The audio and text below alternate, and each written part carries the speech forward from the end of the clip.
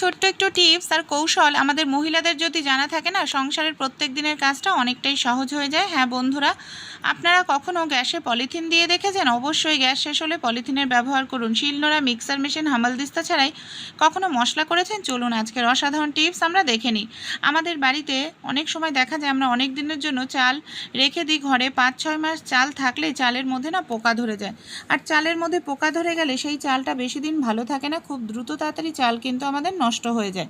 তাই একটি ছোট্ট কাজ করবেন। চালের পোকা কিভাবে বের করবেন? চালের মধ্যে একটি পাত্রে নিয়ে নিন ফ্রিজের ঠান্ডা জল। একদম ফ্রিজের ঠান্ডা জল নিতে হবে। আমি এখানে ঠান্ডা জলটা গ্লাসের মধ্যে ভরে নিয়েছি। এরপর এর মধ্যে আমি দিয়ে দিচ্ছি বন্ধুরা কিছুটা পরিমাণ ভিনিগার। দেখুন এখানে আমি নিয়ে নিয়েছি ভিনিগার, এর মধ্যে আমি কিছুটা পরিমাণ ভিনিগার দিয়ে দেব। এই যে ঠান্ডা জল আর ভিনিগার দেওয়ার কারণে এর যে একটা স্ট্রং গন্ধ না ভিনিগার, যার কারণে দেখবেন চালের মধ্যে যে পোকা আছে সেই পোকাটা খুব দ্রুত তাড়াতাড়ি বের হয়ে যাবে। ঢাকনাটা আটকে কিছু সময়ের জন্য রেখে দিন। দেখবেন আপনারা ঢাকনার গা বের সব পোকাগুলো খুব সহজেই বাইরে বের হয়ে যাচ্ছে। ভালো লাগলে টিপসটি অবশ্যই আপনারাও ফলো করে কিন্তু দেখবেন। অনেক সময় আমরা অনেকটা পরিমাণ জিরা কিনে নিয়ে আসি, দেখা যায় অতটা জিরা শেষ হতে কিন্তু অনেক দিন সময় লেগে যায়। কিন্তু সমস্যাটা কি হয়, একদিনে তো আর অতগুলো জিরা খাওয়া যায় না।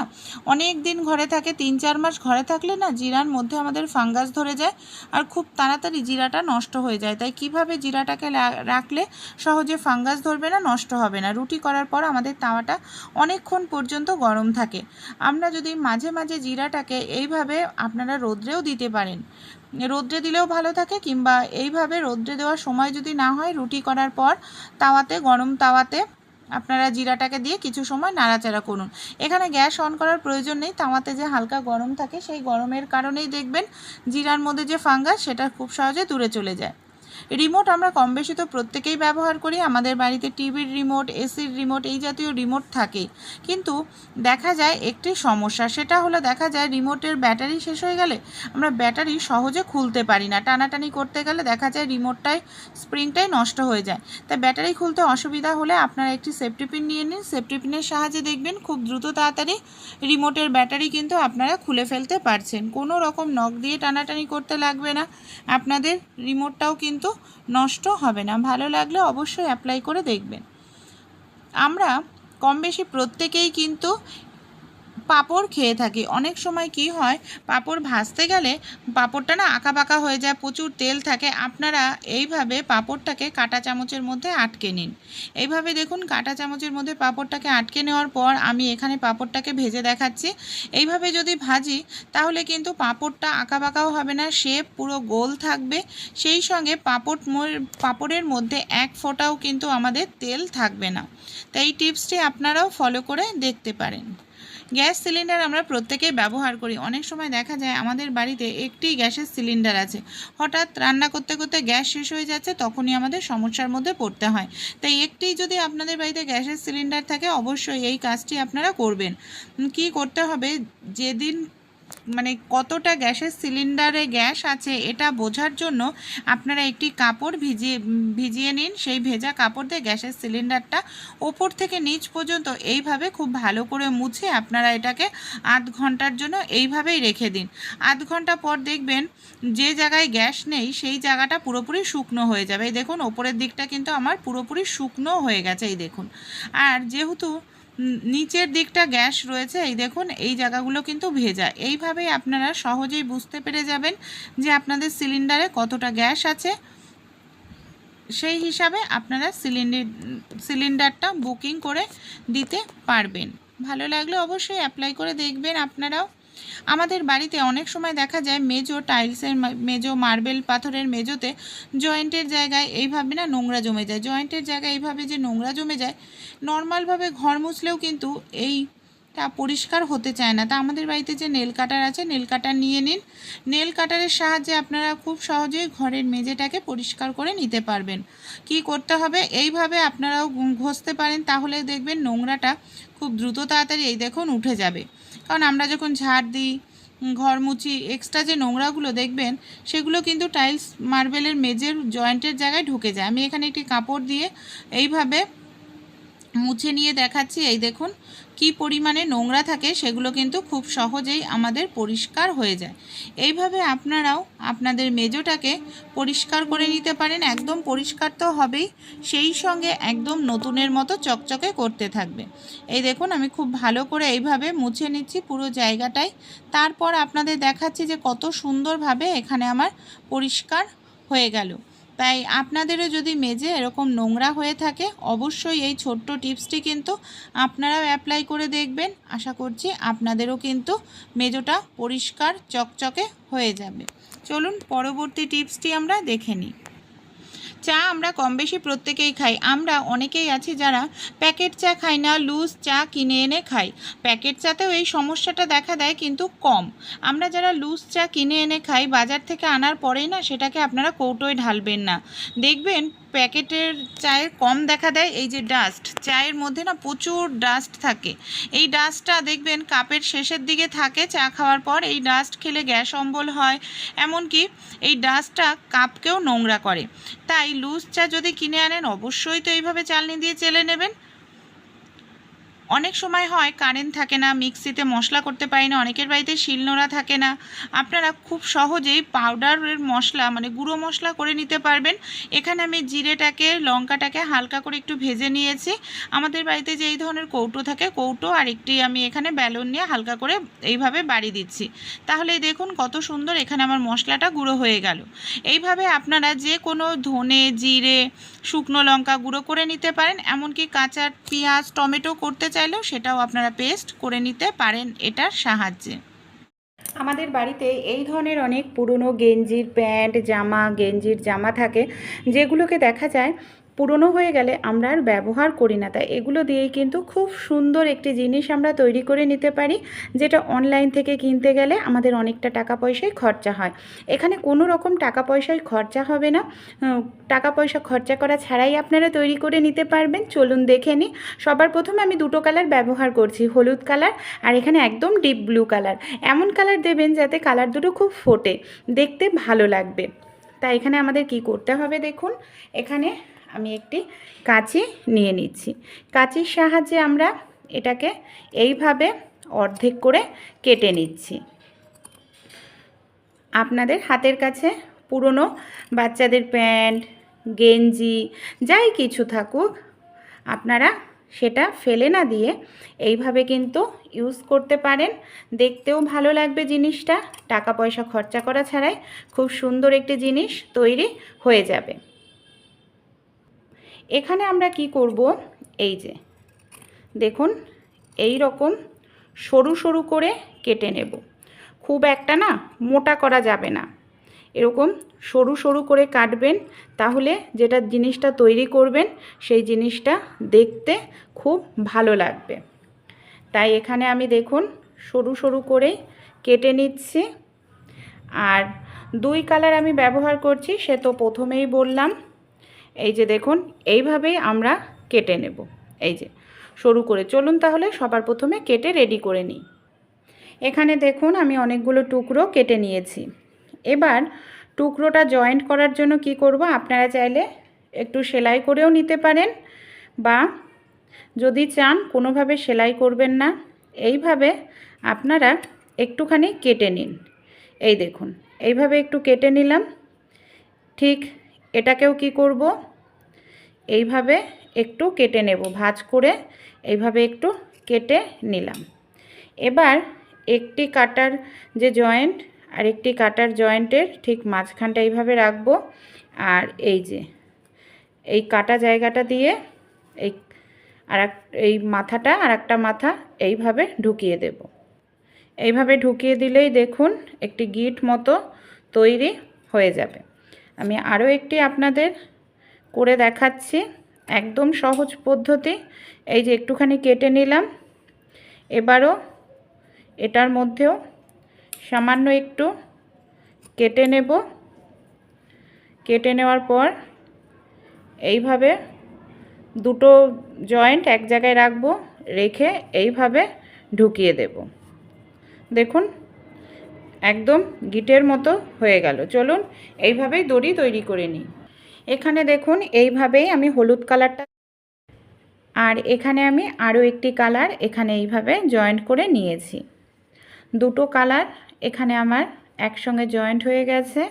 এবার আমরা কি করব, এই দেখুন এখানেও আমি একটি ছিদ্র করে নিয়েছি, এই দেখুন। এবার এটার মধ্যেও আমি এইভাবে ছোট্ট একটু ছিদ্র করে নিচ্ছি। ছিদ্রটাকে এইভাবে একসঙ্গে রেখে নেব।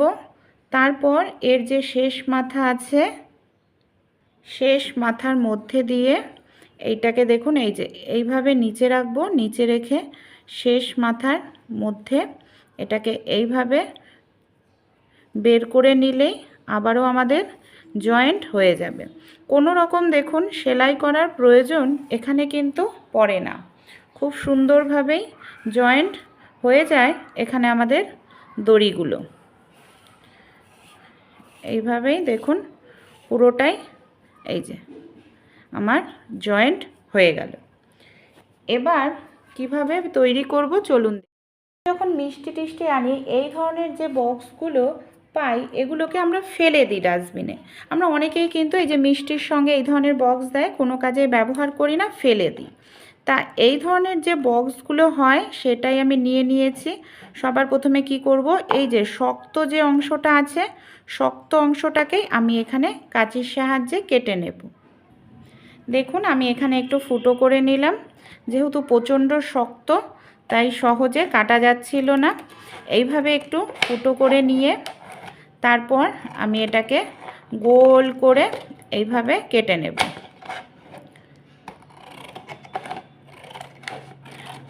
আর যে এই যে ওপরের অংশটা আছে, ওপরের এই অংশটাকেও ফেলবো না, এটাকে আমরা পরে কাজে লাগাবো। দেখুন এখানে আমি কেটে নিয়েছি, এটাকে আমি রেখে দিচ্ছি, এটাকে পরে কাজে লাগাবো। এখানে কি করব, 1 ইঞ্চি গ্যাপ দিয়ে দিয়ে, বেশি কিন্তু চওড়া নয়, 1 ইঞ্চি গ্যাপ দিয়ে দিয়েই কাটতে হবে। এই দেখুন সহজে কেটেও যায়। এই যে আপনারা যদি বুঝতে না পারেন অবশ্যই আপনারা আগে পেন্সিল দিয়ে মেজারমেন্ট করে নিন। 1 ইঞ্চির থেকে বেশি কাটবেন না, 1 ইঞ্চি কাটবেন বা তার কমও নিতে পারেন। আপনারা চাইলে হাফ ইঞ্চিও ব্যবহার করতে পারেন, কিন্তু 1 ইঞ্চির থেকে বেশি বড় নিলে তাহলে কিন্তু ভালো লাগবে না। তাই এইভাবেই কেটে নেব পুরোটাই। দেখুন এইভাবে আমি কেটে নিলাম। এবার এখানে যে আমরা দড়িটা রেডি করে রেখেছি না, সেই দড়িটাকে নিয়ে নিতে হবে আমাদের। যে জায়গাটায় আমরা জয়েন্ট করেছি দুটো কালার, সেই দুটো কালার জয়েন্টের জায়গাটা আমরা নিয়ে নিলাম। জয়েন্টের জায়গাটাকে এইভাবে আমরা ঢোকাবো। ঢুকিয়ে দেখুন কি করছি, এই যে একটি ঘর আমরা এইভাবে ভেতরে দেব।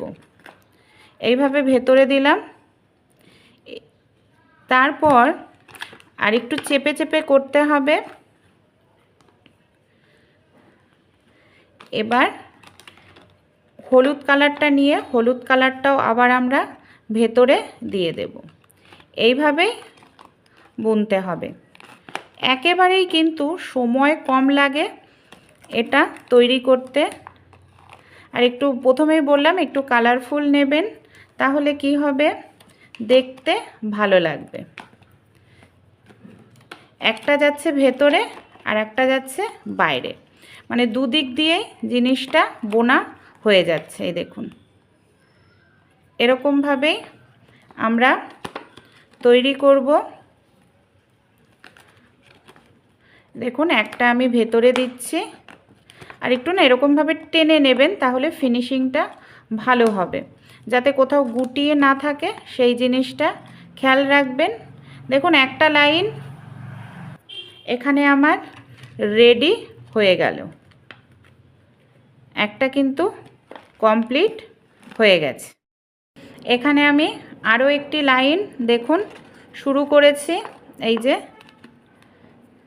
এইভাবেই বুনতে হবে, একদম সহজ আর সময় একেবারেই কম লাগে। আর দেখুন আমরা কিন্তু এটার নিচ দিয়ে এইভাবে দিচ্ছি জিনিসটা, তা এইভাবে দিলে কি হবে, জিনিসটা সুন্দরভাবে বোনা হবে। এই দেখুন ডিজাইনটা দেখতে পাচ্ছেন কতটা সুন্দর তৈরি হচ্ছে। এইভাবেই তাহলে দেখুন আমাদের পুরোটা করে নিতে হবে। এই যে দেখুন এইভাবে এটা করতে আপনাদের একেবারেই কিন্তু অনেকটা সময় লাগবে না, খুব দ্রুত তাড়াতাড়ি হয়ে যায়। আর একসঙ্গে বাইরেটাও ডিজাইন হচ্ছে, সেই সঙ্গে কিন্তু ভেতরটাও খুব সুন্দর একটি ডিজাইন তৈরি হয়ে যাবে। চলুন এইভাবে আমি বেশ কিছুটা করে দেখাই। এখানে দেখুন আমি কিন্তু অর্ধেকটা করে নিয়েছি, আর কতটা সুন্দর ডিজাইন দেখুন তৈরি হয়ে গেছে। এইভাবেই আমাদের কিন্তু করতে হবে। এই দেখুন একদম সহজ।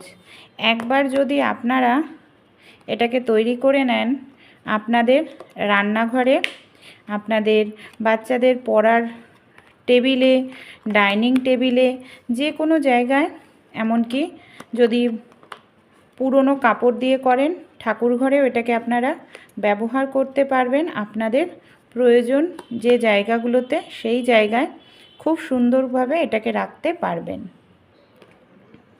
আর দেখুন এইভাবে আমরা কিন্তু একদম ওপরের দিক পর্যন্ত চলে এসেছি। আর সামান্য একটু করলেই কিন্তু আমাদের এখানে পুরোটাই তৈরি করা হয়ে যাবে। এই যে আর একটু বাকি আছে। ডিজাইনটাও দেখুন কতটা সুন্দর হয়েছে। আপনারা যে পুরনো এই ধরনের মিষ্টির এই যে প্লাস্টিকের প্যাকেটগুলোতে তৈরি করবেন, প্লাস্টিকের প্যাকেটগুলোকে কিন্তু বোঝাই যাবে না, আর দেখতেও সুন্দর লাগবে। চলুন এইভাবেই পুরোটাই কভার করে নিই। এই যে আর একটুখানি বাকি, সেটাকেও এইভাবেই করে নেব। একদম দেখুন এখানে কাপড় শেষ হয়ে গেছে। এবার আমি কেটে নিচ্ছি। কি করব, আমাদের এইভাবে মুড়িয়ে নিতে লাগবে। মুড়িয়ে নেওয়ার পর দুটো কাপড়ের মাথাকে এইভাবে ধরবো, ধরে কাঁচি কিংবা সরু কিছু দিয়ে এইভাবে মাথা দুটোকে ভেতরে ঢুকিয়ে দেব। তাহলে কি হবে, এটা আর খুলবে না। এবার এই যে সাইডের অংশগুলোকে বোঝা যাচ্ছে, এর জন্য দেখতেও খারাপ লাগবে। আমি এখানে কালো কালারের কাপড়টা নিয়ে নিয়েছি, কালো বা যে কোনো কালার, এইভাবে কাপড় নেবেন। কী করব, এইভাবে আমরা সেলাই করে নেব। এই দেখুন, আর যেহেতু এটা প্লাস্টিকের, তাই খুব সহজেই সেলাই হয়ে যাবে। আপনারা চাইলে যদি চান যে না সেলাই করবেন না, তাহলে আপনারা ফেবিকুইক যে আঠা হয়, ফেবিকুইক আঠার সাহায্যেও কিন্তু এটাকে আটকে নিতে পারেন। তাহলে কি হবে, এই যে আমরা যে এখানে কন্টেনারটা ব্যবহার করেছি সেটা কিন্তু বোঝা যাবে না। এইভাবে আমি রাউন্ড দিয়ে সেলাই করে নেব। এইভাবেই আমি দেখুন ওপরের দিকটায় কাপড়টা লাগিয়ে দিয়েছি, যাতে এটা খুলে না যায় কোনোভাবে। এই যে এই অংশটাকে রেখেছিলাম সবার প্রথমে, আমি বলেছিলাম যেটাকে আমরা ফেলবো না, এটাকে আমি কিছুটা অংশ এইভাবে কেটে নিচ্ছি। কেটে নিয়ে কি করব, আমি এখানে কাপড় নিয়ে নিচ্ছি, দুই কালারেরই কাপড় নেব। দু কালারের কাপড় দিয়ে এইভাবে খুব ভালো করে এটাকে পেঁচিয়ে নিচ্ছি। এই দেখুন, আর পেঁচিয়ে নেওয়ার পর দু মাথাতেই আমরা ভালো করে সেলাই করে দেব, যাতে এটা না খোলে। তাই এটাকে খুব সুন্দর করে একটু সেলাই করে দিতে হবে দুটো মাথাতে। দেখুন আমি এখানে দু কালারের কাপড়ই জুড়িয়ে নিয়েছি এইভাবে, আর দু মাথাতে সুতো দিয়ে সেলাই করে নিয়েছি।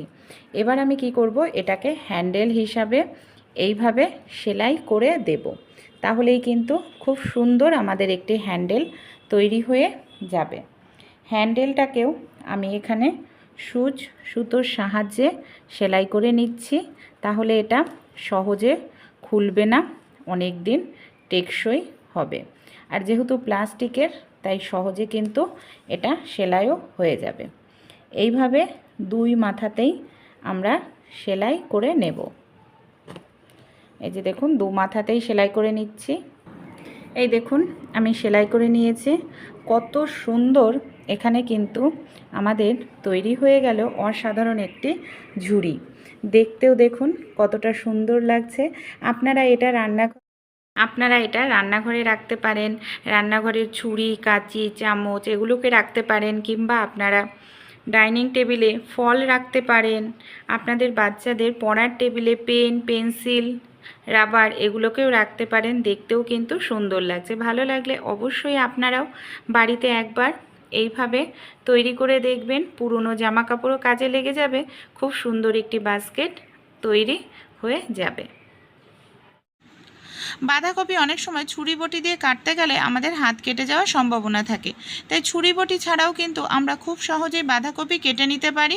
এর জন্য আমাদের বাড়িতে যে এই ধরনের আলু ছিলনি থাকে না, আলু ছিলনির সাহায্যেই কিন্তু খুব দ্রুত তাড়াতাড়ি একদম ঝিরিঝিরি করে বাঁধাকপি কেটে নেওয়া যায়। এইভাবে বাঁধাকপি কাটলে হাত কেটে যাওয়ার কোনো রকম সম্ভাবনা থাকবে না, এমনকি বাঁধাকপিটাও দেখবেন একদম ঝিরিঝিরি করে আমাদের কাটা হয়ে যাবে। দেখতে পাচ্ছেন আর কত স্পিডে কাটছে, আর কত সুন্দরভাবে এখানে আমার ঝিরিঝিরি করে বাঁধাকপিটা কাটা হয়ে গেল। তাছাড়াও আলু চুলনি ছাড়াও আমাদের প্রত্যেকের বাড়িতে এই ধরনের গ্লাস থাকে, যে কোনো গ্লাস নিয়ে নেবেন। গ্লাসের সাহায্যেও কিন্তু খুব দ্রুত তাড়াতাড়ি আপনারা বাঁধাকপি কেটে নিতে পারবেন। এই দেখুন আমি গ্লাসের সাহায্যে কত তাড়াতাড়ি এখানে বাঁধাকপি কেটে নিচ্ছি। এইভাবে ছুরি বটি ছাড়াই বাঁধাকপি কেটে নিলে আমাদের হাত কাটারও সম্ভাবনা থাকে না, কাজটিও কিন্তু খুব তাড়াতাড়ি হয়ে যায়। রান্না করতে গিয়ে অনেক সময় দেখা যায় গ্যাসের বার্নারের সাইড থেকে এইভাবে আগুন বের হতে থাকে। এই যে সাইড থেকে যে আগুনটা বের হচ্ছে, এতে কিন্তু গ্যাসের অপচয় হচ্ছে, আগুনটা কোনো কাজেই লাগছে না। অনেক সময় কি হয়, বার্নার অনেক বছরের পুরনো হয়ে গেলে এই সমস্যাটা আমাদের দেখা দেয়।